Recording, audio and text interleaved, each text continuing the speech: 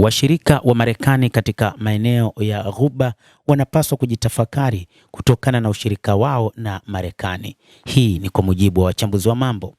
Wachambuzi wa mambo katika eneo la Mashariki ya Kati wanaona kwamba ni wakati wa washirika wa Marekani wa Ghuba ambao ni pamoja na Saudi Arabia, Umoja wa Falme za Kiarabu, Bahrain, Jordan, lakini pia na mataifa mengine ya Kiarabu ya Kiislamu kukaa na kutafakari ushirika wao dhidi ya Marekani. Licha ya kwamba Marekani imewekeza kwa kiasi kikubwa katika mataifa hayo ya Kiarabu na maendeleo mengi ambayo mataifa hayo yanapata huenda yanatokana na uwekezaji huo, lakini wanapaswa kuangalia usalama wao zaidi.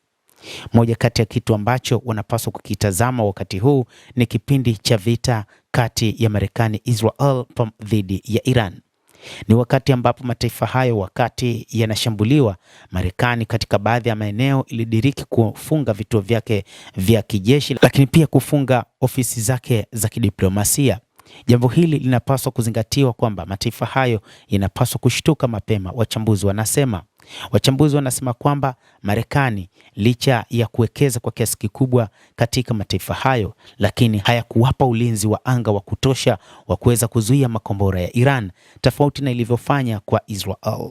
Na hivyo mataifa hayo ya Kiarabu ikiwa ni pamoja na Saudi Arabia, lakini pia Bahrain, lakini pia Umoja wa Falme za Kiarabu pamoja na Qatar wanapaswa kukaa chini na kutafakari nini wanapaswa kufanya na somo gani wanapaswa kulichukua, hasa katika kipindi hiki cha vita kati ya Marekani na Israel dhidi ya Jamhuri ya Kiislamu ya Iran. Rais wa Iran Masoud Pezeshkian katika wiki ya pili ya vita aliomba radhi kwa washirika hao wa Marekani ambao pia ni majirani zake kwamba Iran haitoshambulia katika mataifa yao, lakini ni kutokana mashambulizi ya Marekani na Israel yalizidi kuongezeka. Ni Iran ambayo haikuwa na mshipa wa aibu, iliendelea kufanya mashambulizi na kuendelea kuharibu miundombinu ya taifa hilo. Kwa Saudi Arabia, baadhi ya vituo vya mafuta vilishambuliwa, kadhalika Bahrain, Qatar na kwingineko katika eneo zima la Mashariki ya Kati, hasa katika Ghuba ya Kiarabu.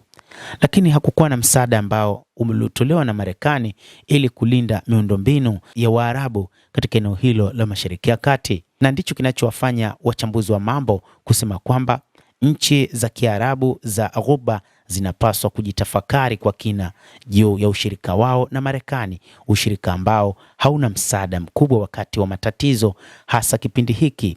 Ikumbukwe mataifa hayo ya Ghuba hayakuanzisha uchokozi dhidi ya Iran, lakini ni Iran iliyoanzisha mashambulizi kuhakikisha inalipa kisasi na kuharibu miundombinu ambayo ni ya uwekezaji iliyofanywa na Marekani, lakini pia kuharibu ngome zao za kijeshi.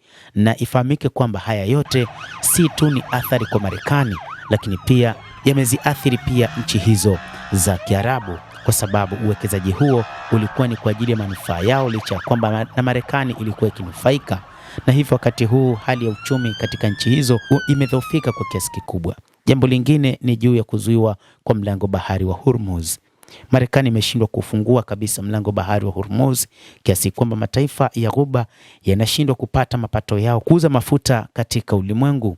Ikumbukwe eneo la mlango bahari wa Hormuz linatoa karibia 20% ya mafuta yote yanayotumika katika ulimwengu, na hivyo hii ilikuwa ikisaidia mataifa mengi ya Kiarabu kupata mapato makubwa kutokana na rasilimali hiyo ya mafuta pamoja na gesi. Lakini Marekani imeshindwa kufungua mlango huo bahari wa Hormuz, kadhalika kuwapa silaha za kutosha washirika wake kupambana na Iran, na ndicho ambacho inadaiwa kwa baadhi ya wachambuzi wakisema ni moja kati ya sababu zilizowafanya washirika hao wa Marekani katika Ghuba ya Kiarabu kutoishambulia Iran, wakifikiria kwamba hawana silaha za kutosha, na endapo watafanya mashambulizi dhidi ya Iran itakuwa ni jambo ambalo huenda likawaathiri wenyewe. Endelea kutufuatilia mtazamaji, lakini nikusihi usisahau kulike, usisahau kucomment, kadhalika kusubscribe channel yetu hii upate habari hizi kwa mapana kupitia The World News. Naitwa Adam Hussein, endelea kuwa nasi wakati wote, endelea kutufuatilia.